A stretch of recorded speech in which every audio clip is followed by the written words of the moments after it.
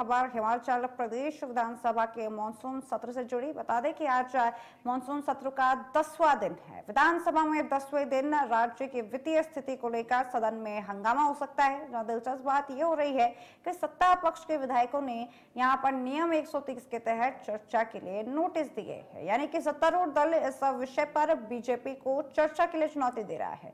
वही पिछली सरकार की देनदारियों पर विपक्ष को घेरने की रणनीति बनाई जा रही है। तो वहीं विपक्ष के विधायक भी प्रदेश में आर्थिक कुप्रबंधन के आरोप लगाकर सरकार का घेराव कर रहे हैं।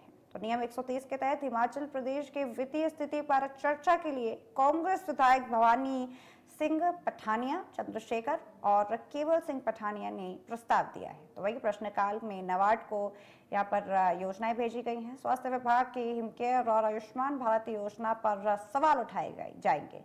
शाहबाज इस बार सीएम सुक्खू इसका जवाब देते हुए दिखेंगे।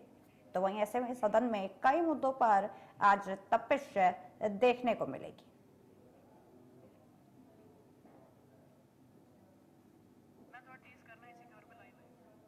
तो सदन में हंगामे के आसार यहां पर देखने को मिल सकते हैं। मॉनसून सत्र का ये 10वां दिन है और आज कई मुद्दों पर सत्ता पक्ष विपक्ष को घेरते हुए नजर आ रहा है। इनमें से बिजली शुल्क का संशोधन बिल भी यहाँ पर पेश होने वाला है। तो कई पुरानी योजना जैसे कि हिमकेयर योजना, इससे जुड़ी कई और योजनाओं पर घेरेबाजी देखने को मिल सकती है। तो कुल मिलाकर यहाँ पर काफी कुछ तपिश का माहौल देखने को मिल सकता है। मॉनसून सत्र के अंदर आज सत्ताधारी पार्टी और विपक्ष के बीच में कई मुद्दों को लेकर बहस देखने को मिल सकती है। तो वहीं यहाँ पर नियम 130 के तहत डिस्कशन का यहाँ पर सामने रखा गया है और ऐसे में यहाँ पर जवाब देते हुए सीएम सुक्खू भी नजर आएंगे। और ऐसे में आपको बता दें कि कुल मिलाकर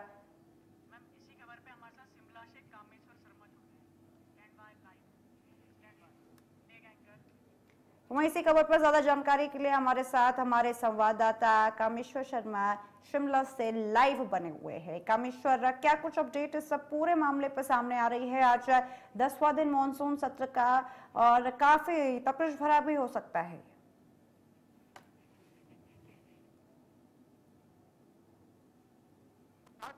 से नेता प्रतिपक्ष जयराम ठाकुर ने शुक्रवार को भी सदन में कहा था कि जो ये कार्रवाई है शनिवार को किया जाए, लेकिन जो मुख्यमंत्री सुखविंदर सिंह सुक्खू किसी कार्य में व्यस्त होने के चलते उन्होंने जो इसकी अनुमति सोमवार के लिए रखी है डिस्कशन के लिए, और खासकर अब जो एक दिन ये एक्सटेंड कर दिया गया है, जो कि सोमवार को विधानसभा समाप्त हो जानी थी अनिश्चित काल के लिए, लेकिन अब जो ये विधानसभा है मंगलवार को अनिश्चित काल के लिए समाप्त की जाएगी। लेकिन सबसे बड़ी बात अगर हम देखा जाए, जिस तरीके से तो स्थगत प्रस्ताव जो विपक्ष पहले दिन से लगातार आ रहा था, उनका कहना है कि हिमाचल प्रदेश में जो अर्थव्यवस्था है वो डगमगा चुकी है, वित्तीय स्थिति अत्यधिक खराब हो चुकी है, साथ ही कानून और अपराध के चलते भी उन्होंने कहा कि जो हिमाचल प्रदेश की स्थिति है दयनीय है। लेकिन वही अगर जो देखा जा रहा है, जो भवानी सिंह पठानिया, केवल सिंह पठानिया, चंद्रशेखर जो कि पक्ष के जो विधायक है, उन्होंने भी आज एक प्रस्ताव लाया है। उन्होंने स्पष्ट रूप से कहा है कि जो ये स्थिति खराब हिमाचल प्रदेश की हुई, कहीं जो इसकी जिम्मेवार पूर्व भाजपा सरकार है। उनका कहना है कि जो देखा जाए जो विरासत में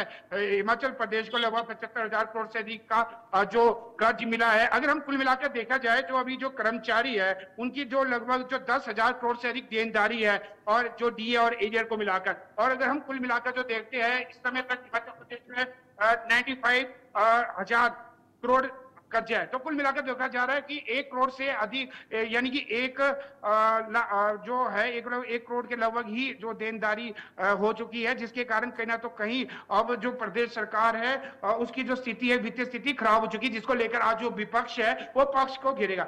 वहीं अगर देखा जाए जो पक्ष का कहना है कि जो ये स्थितियां खराब हुई है ये पूर्वी भाजपा सरकार के दौरान हुई है। वहीं नेता प्रतिपक्ष जयराम ठाकुर ने जो रणनीति बनाई है, खासकर उन्होंने बैठक के दौरान भी कहा कि जो अभी तक जो हिमाचल प्रदेश जो कांग्रेस सरकार 10 सत्ता में आने से पहले जो 10 गारंटी दी थी, उनमें से जिस तरीके से ओपीएस है और जो अन्य योजनाएं हैं, जैसे प्रत्येक महिला को 1500 दिए जाएंगे, तो ऐसे में जो स्थिति है कांग्रेस सरकार की बिगड़ी है। बताना चाहेंगे कि खासकर जो हिमाचल प्रदेश में जो ओपीएस लागू होने के बाद जो केंद्र सरकार ने 14,500 करोड़ से घटाकर अब 8,500 करोड़ रुपए कर सीमा कर दी है। इससे कहना तो कहीं जो प्रदेश में एक तरफ से जो बजट है वो कहने तो कहीं कम आएगा। इसके अलावा हम देखते हैं केंद्र से मिलने वाली जो जीएसटी कॉम्प्लेक्स है जून 2022 में बंद हो गया था, और एनपीएस से लगभग 9,000 करोड़ का केंद्र से मिलने वाला जो रेवेन्यू डिफेंस ग्रांट में लगातार कमी हो रही है। बताना चाहेंगे कि खासकर इस वर्ष 6,000 करोड़ रह गया है, और जबकि आने वाले समय में यानी कि वित्त वर्ष में 3,257 करोड़ मिलेगा। तो कुल मिलाकर जो देखा जा रहा है, ऐसे में कहना तो कहीं जो समस्या है वो कांग्रेस सरकार की शुरू करी है, जिसको लेकर आज किस तरीके से हिमाचल प्रदेश में आय के साधन बढ़ाए जा सके।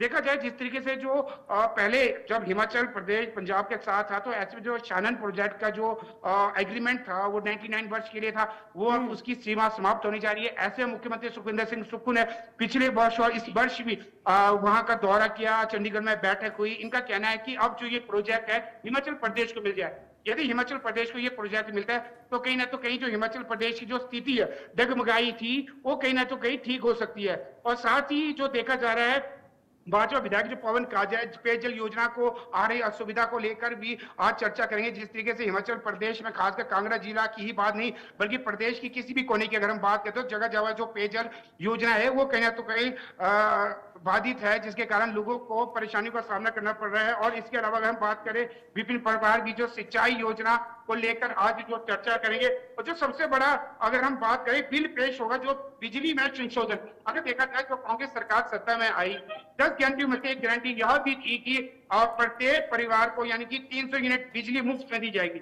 वहीं अगर देखा जाए जो पूर्व की भाजपा सरकार थी उनके दौरान 125 यूनिट बिजली मुफ्त में दी जाती थी। लेकिन अब जो कांग्रेस सरकार ने जो साधन संपन्न लोग हैं उन्हें जो सब्सिडी देने का ऐलान बंद कर दिया। खासकर इसमें चाहे हम मिनिस्टर की बात करें या एमएलए बात करें, एक्स एमएलए एक्स मिनिस्टर, पहली और दूसरी श्रेणी के जो कर्मचारी है, साथ ही जो आईटीआर भरते हैं वो भी इसमें शामिल नहीं होंगे। और साथ जो एक ही परिवार में यदि एक से अधिक मीटर है जैसे कि वो व्यावसायिक माने जाएंगे, जिसको मद्देनजर रखते हुए उन लोगों को भी ये नहीं मिलेगा। तो कुल मिलाकर अगर हम देखते हैं तो ये आंकड़ा चुनिंदा लोगों को ही जो 125 यूनिट का लाभ प्राप्त हो सकता है। लेकिन अब जो नेता प्रतिपक्ष जयराम ठाकुर ने जो रणनीति बनाई है खासकर सत्ता को घेरने की, कि उन्होंने जो सत्ता में आने से पहले लोगों के साथ जो जनता के साथ झूठे वादे किए हैं। अब पहले उन्होंने कहा था कि हम 300 यूनिट बिजली मुफ्त में देंगे, अब वो जो 125 यूनिट है वो भी बंद कर रहे हैं। साथ ही अगर हम पानी की भी बात करें तो जहां पर जयराम सरकार के दौरान में जो लगभग जो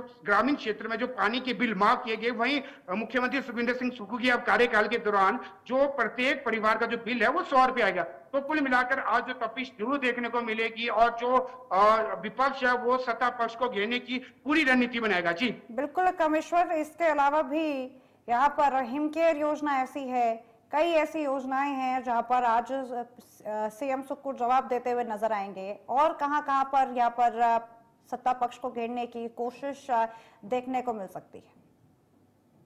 अभी को जिस तरीके से अगर देखा जाए, जिस तरीके से अभी हाल ही में जो निजी अस्पताल है वहां पर जो हिमकेयर की सुविधा है वो बंद कर दी गई है। सरकार ने अभी लागू है, मुख्यमंत्री सुखविंदर सिंह सुक्खू ने लगभग 2 सप्ताह पहले भी स्पष्ट रूप से कहा कि जो ये जो सुविधा है हिमकेयर, जिसमें एक परिवार को यानी कि 1000 रुपए यानी कि 3 साल के लिए देता है, और 5 परिवार का जो बीमा है वो कवर होता है। तो कुल मिलाकर यदि कोई बीमार होता है तो 5 लाख की उसको इलाज मुफ्त में दिया जाता है। लेकिन अब जो ये इलाज जो लोग करा सकते हैं मुफ्त में, वो केवल मात्र सरकारी अस्पताल में ही करा सकते हैं। जो निजी अस्पताल है उसे बंद कर दिया गया। पिछले माह की अगर हम बात करें तो जिस तरीके से जो निजी जो हॉस्पिटल है वहां भी जो ईडी की छापेमारी हुई, खासकर इसमें जो कांग्रेस के कुछ नेता भी है, कांगड़ा के 2 बड़े घराने वालों के घरों में भी जो ईडी की छापे मारे। तो कुल मिलाकर इनका ये कहना था कि सरकार का कि कहीं ना तो इसमें कहीं ना तो कहीं धांधली है। तो कुल मिला के अब जो हिमकेयर अगर किसी व्यक्ति ने इलाज कराना है तो वो कहीं ना तो कहीं अब उन्हें सरकारी ही हॉस्पिटल में कराना पड़ेगा, अन्य नहीं करेगा। तो कुल मिलाकर इस तरीके से अगर हम अन्य योजनाओं की बात करें, भाजपा के कार्यकाल के दौरान हिम केयर योजना, सहारा योजना, गृहिणी योजना, स्वावलंबन योजना समेत अनेकों ऐसी योजनाएं चली थी जो अधिकांश जो योजनाएं वो बंद हो चुकी है। तो कहीं ना तो कहीं जो नेता प्रतिपक्ष और या कुल मिलाकर देखा जाए जो विपक्ष है, जो गारंटी है जो भाजपा सरकार के दौरान चल रही थी वो जो बंद हुई है उनको भी घेरता हुआ नजर आएगा। अगर देखा जाए जिस तरीके से शिक्षा संस्थान बंद किए गए, 1000 से अधिक जो शिक्षा संस्थान बंद किए गए, उसके लेके भी जो अभी तक जो विधानसभा अभी तक जितने 10 दिन बीते हैं उस दौरान भी देखा गया कि जो विपक्ष है वो पक्ष पर भारी पड़ा है। तो कुल मिलाकर जिस तरीके से जो योजनाएं लगातार बंद की जा रही है उस पर जो विपक्ष है जरूर सत्ता पक्ष को घेरने की तैयारी करेगा। जी, तो यहाँ पर कई वादे पूरे नहीं हो पाए हैं, इसको लेकर सीएम सुक्खू जवाब देते हुए नजर आएंगे और साथ में क्यों यहाँ पर इतनी योजनाओं को बंद कर दिया गया, इनकी आपूर्ति नहीं हो पा रही है, इन सभी पर आज चर्चा देखने को मिलने वाली है। खैर कामेश्वर, बहुत बहुत शुक्रिया आपका इस पूरी खबर पर हमें जानकारी पेश करने के लिए।